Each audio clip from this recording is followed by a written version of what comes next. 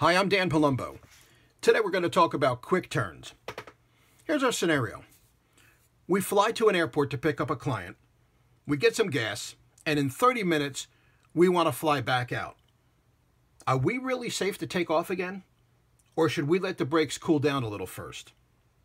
Gulfstream states that a G4 with ASC 190, the carbon brake system, has a maximum brake kinetic energy, BKE, of 100 million foot-pounds, MFP. It's also important to note that if the energy level exceeds 85 million foot-pounds, the brakes must be inspected. But it's been demonstrated that we can go all the way up to 100 million foot-pounds. Well, how do we figure that out on the charts that are given to us in the airplane flight manual? Well, if you open up the airplane flight manual and you go to the GIV-SP section, under Appendix C, you'll see all kinds of information about brakes, brake kinetic energy, and so forth. Our scenario today, which by the way is in the book, all I'm doing is breaking it down and showing you how to use the chart, has a landing weight of 66,000 pounds, so maximum landing weight, a brake on speed of 106 knots. That means we get onto the reversers and then we apply the brakes at about 106 knots. Our pressure altitude today is going to be 2,000 feet. Our temperature is going to be, well, it's hot, 30 degrees Celsius. Taxi distance is 1 mile and our taxi speed is 20 knots.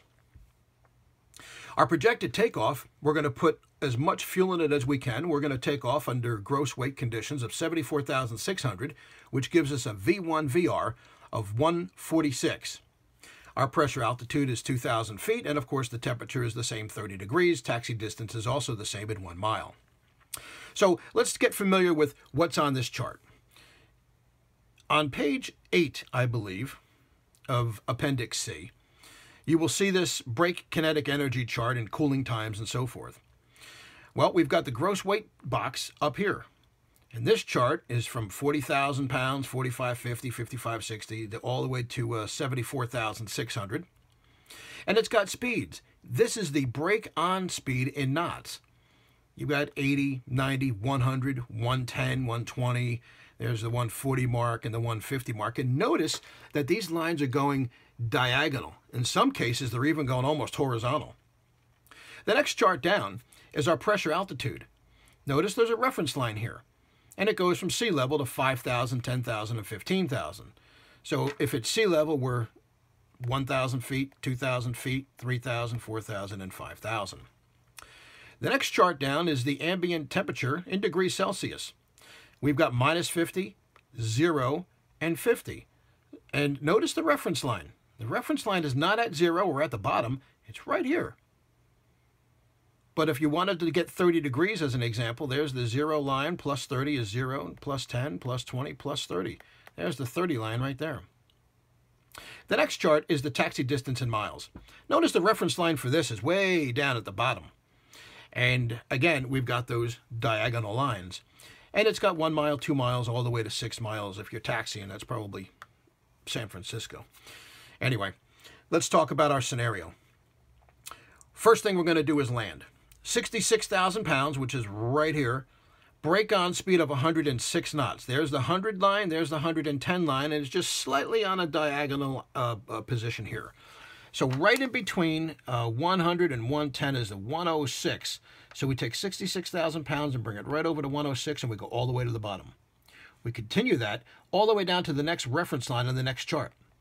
And then when we get to the reference line, we have to look at 2,000 feet. So again, we're going on that diagonal line over to the right. So we've got sea level, 1,000, 2,000 feet, that's here. Bring it down to the bottom, bring it to the next chart, straight down all the way to the next reference line. And there's the 0 mark, and there's our reference line, and there's plus 50. We need what? Plus 30, correct? So we're going to go, there's the 0 mark, we've got 10, 20, 30. Here's the 30 mark, so we're going to take from our reference line, diagonal to the right, to the 30 mark, and straight down. We go to the next chart, all the way down to the bottom, because the reference line here is at the bottom. All the way down to the bottom, and we're taxiing how many miles? 1 mile. So we're going to go diagonal, again, to the right, to this point, and come down. When we do that, we're going to look at a number that's about 40. In actuality, it's 40.5. So the brake kinetic energy is 40.5 million foot-pounds. Well, that only completes one part of our problem. The next thing we got to figure out is what the projected takeoff would be if we had to do an abort, and how much energy that would produce in the brakes. Well, we're going to go worst case scenario, obviously. Gross weight of 74,600, that's way up here, and a V1 VR speed of 146. So we're assuming we're going to go all the way up to just under V1, and now we're going to do an aborted takeoff, and we're going to say that that's 146. How much energy is that going to cost us to stop the airplane? Well, 74,600 all the way to the 146 mark. And how do I know it's 146? Because remember, we're going diagonal here. There's the 140 line. This is the 150 line. We go right in the middle of about 146. So that's going to put us right in this section here. Follow it all the way down to the bottom. Go all the way down to the reference line of the next chart. And what's our pressure altitude? The same 2,000 feet. We're going to go diagonal to the right. 1,000, 2,000 put us here. We're going to go down to the next chart, all the way down to the next reference line, which is not at the bottom. It's sort of like almost 3/4 of the way to the top.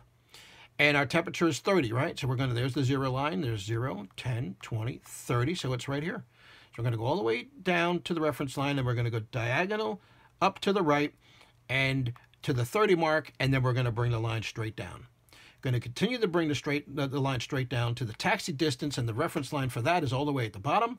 We're taxiing 1 mile, so we're going to go to the right and then bring it all the way down to the bottom, and that gives us a magic number of about 83 million foot-pounds. Well, what do we do with that? We've got 40.5 million foot-pounds to stop the airplane, and then we're figuring it's going to be another 83 million foot-pounds if we have to do an aborted takeoff at just below V1. Well, what we do is we add those together. Take 40.5 plus 83, and we come up with a whopping 123.5 million foot-pounds. Uh-oh. You're saying, wait a minute. Gulfstream says maximum demonstrated is 100 million foot-pounds, and you're absolutely right. So what do we do in that case? We take that 123, we subtract the 100 million that we're allowed, and that equals 23.5 million foot-pounds. What does that mean? Well, that means that if we come to this chart here and we see 23.5, and we follow this all the way down, it looks like we need to have a cooling time on the ground of 0.7 hours, or approximately 45 minutes. So here's the question again. You want to fly in to pick up your client, and you want to leave in 30 minutes. Under this scenario, would you be safe to make a takeoff? The answer is no. You would not be. You'd have to sit on the ground for at least 45 minutes. And that's how you use the chart. Fly safe.